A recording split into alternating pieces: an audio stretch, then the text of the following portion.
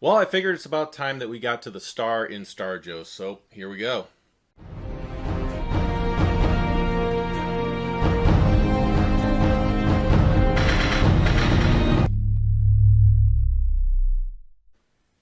Welcome to Star Joe's. I'm your host Ryan, and today we're going to be covering Star Wars Annual Number 2 by Marvel Comics. Now, Star Wars Annual 2 is written by Kelly Thompson, and the art is by Emilio Laso. Now, this is the second annual created by Marvel Comics ever since they took over the Star Wars licensed property. As many of you know that have followed Star Wars over the years, Star Wars used to be comics written and drawn by creators at Dark Horse Comics. But with Disney taking over the Star Wars property and them also owning Marvel, it seemed like a logical fit for Star Wars to come back over to Marvel, which is really where they started as a comic series.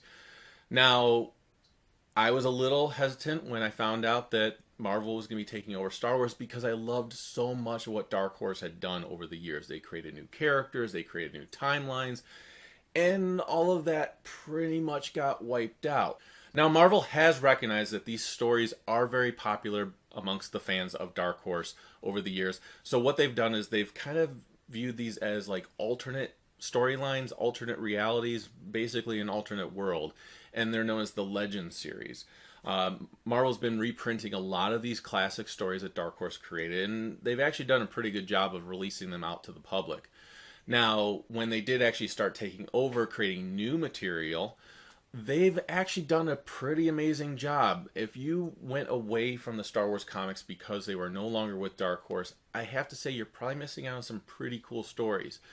They haven't done a whole lot when it comes to creating all new timelines or anything like that, but they are creating a lot of new characters. And in Star Wars Annual Number 2, they do create a new character. There's a character named Pash Devane, and she goes by the nickname of Bash, and how she gets that nickname is she is a very big, strong character who worked as an underwater engineer, but when she comes to the planet that she's currently on, she's pretty much more or less a janitor now.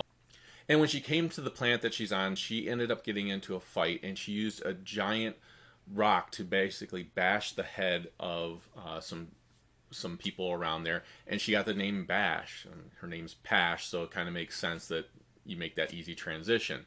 Now, in the story, Bash actually comes across Princess Leia. It's not really shown exactly what happened, but Princess Leia is very badly injured, and Bash really can't just leave her be, even though a lot of Imperial troopers are showing up, there's bounty hunters showing up, because they all know that somewhere on this planet and somewhere in this city is the princess, the leader of the rebellion. So a lot of the story does take place where the Star Wars series for Marvel is taking place, which is right after A New Hope.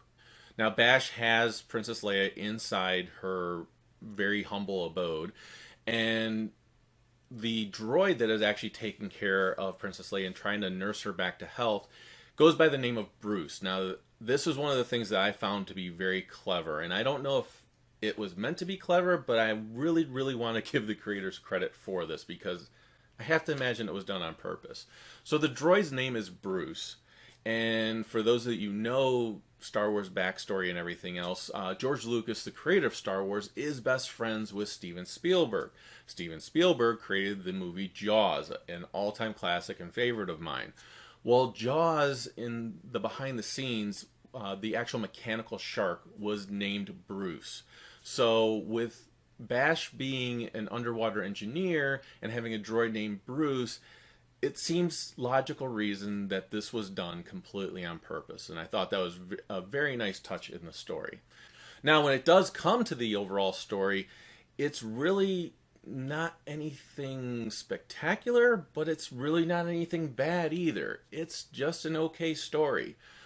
You have an adventure going on with Bash and Princess Leia. She, again, is very badly injured, so that does play a factor into how she's getting around and what they're able to do. She's not swinging around. She's not taking out troopers.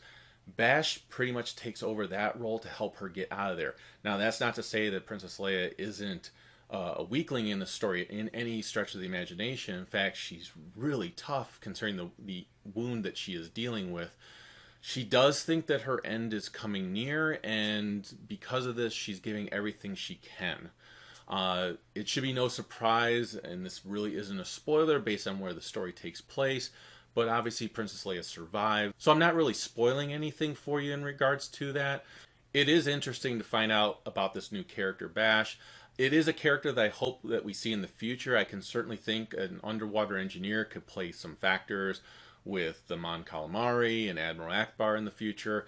I hope it's not just a wasted character that we see for this one issue, although it seems like possibly it could be. I'm just really hoping that this isn't like a one and done story, that we never see anything from it ever again. But unfortunately, it does have that feel. The art is good in the issue. There's a lot of action happening. It's standard art. It's standard comic book art. And that's not a bad thing at all. It's just that it is standard art. It's something that you could enjoy reading and then put it down and move on to the next issue. So because of all that, I will give Star Wars Annual number 2 a 0.5 shell rating. Like I said, I enjoyed the issue. I liked reading it, but it's something that down the line I probably would forget about.